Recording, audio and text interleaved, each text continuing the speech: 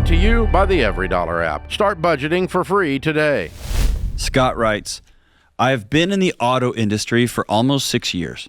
I started as a mechanic at a large dealership, moved up to service advisor, and recently was promoted to sales consultant. I bring in about $150,000 a year.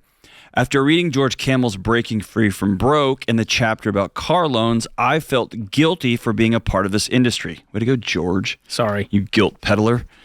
I've always thought of myself as an honest salesperson, and I don't just sell people a car. I try to educate my customers into making the right decision, but yet I feel very convicted after reading this chapter. Thanks again, George. I went to college for business management, but dropped out so that I wouldn't accumulate any more debt, and I've been gazelle intense so that my wife and kids think I've gone crazy. I fear that if I pursue another career, I would not be able to earn what I currently make because the auto industry is the one I know. Is it hypocritical to continue to work in an industry that keeps people in debt while working my butt off to get myself out of debt? Hey, Dave, can I come work for you? Honestly, we are hiring, Scott. So we have a lot of sales roles open at RamseySolutions.com/careers, but that's for another day. To your question, truthfully, here's my take. John may have a completely different take. I feel like we need Scott in the car industry. We need people with integrity who are leading people to the right decision, who aren't scumburgers. And it's easy to generalize an entire industry as this is a gross industry. But I think what Scott's doing here is noble. It's moral. There's no issues with it. If you are in the lending department and it eats away at your soul, you need to get out of there. But as the salesperson, it's not your job to say, hey, here's the lending part, here's the financing part. They're going to go to another guy to deal with the financing. You're there to say, hey, what is your budget? Here's a car that is in your budget. And then if they have questions along the way, you can steer them to go, hey, this one might be better for you guys. I want you guys to walk away from here debt-free. There's nothing wrong with that as a salesperson. And yeah, you might not get as many commissions as going, you should get the car that's way too expensive because it has this sweet feature. I think we need people with integrity steering people toward that. So you think Scott can sit down with people and say, okay, until it eats away at his soul. What kind of money do you have to pay? I think a Corolla is a great option for you. Instead of saying, "Oh, they just walked in the door. Let's get them in a Land Cruiser," even though we know exactly. They can afford the payment, right? So they may be the voice of reason, and people are adults when they buy cars, and they could always. It's not on you. So don't feel the personal responsibility of that person's decision to buy a car they can't afford. Mm. And I want to address the bottom of this. And this is a heavy one. This idea that for whatever reason, and we live in a wild world now where because of Twitter and because of social media, we know how our bosses vote. We know who they vote for. We know what they think about this issue and that issue, and we know where they stand on this and this.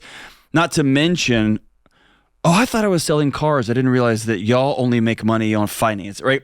We know so much more. Millions of people look in the mirror and say, can I be a part of this particular business for X, Y, and Z reasons? Because I've got this set of values, and somewhere along the way in this chain of value hierarchies, we don't align. The question often comes up, but I won't make this kind of money. I think that's a false sense of scarcity. If you've been able to work yourself up, like clearly this guy is good at what he does, he's a person, a character, he works really hard because he's moved from this position to this. He continues to get promotion. So let's let what has happened be the map forward. You'll find a new industry and you'll work really hard. You'll be a person of integrity. You'll make your way through. He's that a problem solver. That's right. That's the skill set. He's clearly a good leader or they wouldn't keep moving him up. That's number one. Number two, you always have to go back and ask yourself, what's your integrity worth? And that's a scary, hard question. That's a scary, hard question for a guy like me, right? Like, what if in my core guts, I just thought at the end of the day when I put my head on my pillow, I think you can get rich from airline miles. And my boss, Dave, is like, you can't get rich with airline miles. I'd have to ask myself, what's it worth, right? What's it worth? And so I think for this incongruence every day, right? That you walk and into. I just haven't been able to find a way to sleep at night when there's incongruence in your life like that. And so I think all of us have to ask that hard question and then go ask, all right, what must be true, right? But your kids will feel that lack of congruency. Your spouse will feel that lack of congruency. Your body will feel that lack of congruency. So you might think you're just plugging along making such and such paycheck, but man, it will burn the rest of your life to the ground. It's tough. It's tough. So if you can be a change agent here, Scott, and stay in it and make peace with it, and not eat away at your soul, do it and keep helping people. But if you can't, like John's saying, then you got to make the move out of here. And we both believe you have the skill set to move into any other industry. And know that the other industry, they probably also sell stuff that someone can finance. So can I tell you that there was a pivotal moment in my life from a friend and extraordinary mentor of mine. His name is Dr. Richard Beck. He's a psychology professor. He's an experimental psychologist. He's a genius, literal.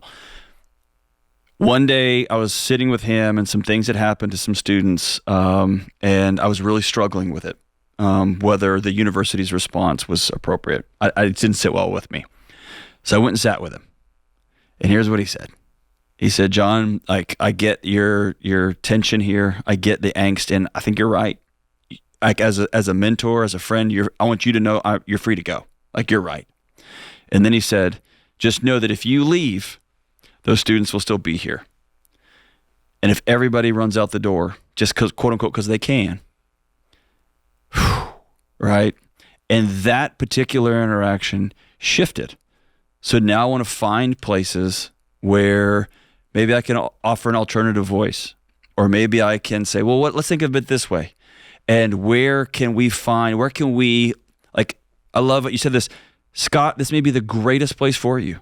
You may be the one salesperson that continues to say, you know what, I don't think you can afford the Camry, but the Corolla is an amazing car. Let's go check it out. And that you're the person constantly getting poked fun at by your fellow salespeople because your commission checks are smaller because you keep directing people to cars that they can actually afford. You know what? The new lot is not for you guys. Let's go over here to the certified new lot because I think this is going to be a better option for you and your family long term. What if you were that guy and you slowly, painfully changed the culture in that, and people kept coming back to you because they trusted you? Well, that word of mouth alone, I'm going to go, hey, you need to go see this guy, Scott. Go see He's Scott. The good guy. He'll tell you the truth. It's right? so much easier to stand out in a industry filled with scum because you're the one good guy. So if there's a place where your boss votes differently than you, I quit. Okay, or what if you stayed? What if you stayed? And what if you said, let's think about it this way. What if you became over time a voice of reason, a voice of a new perspective, and you continued to show up and continue to show up?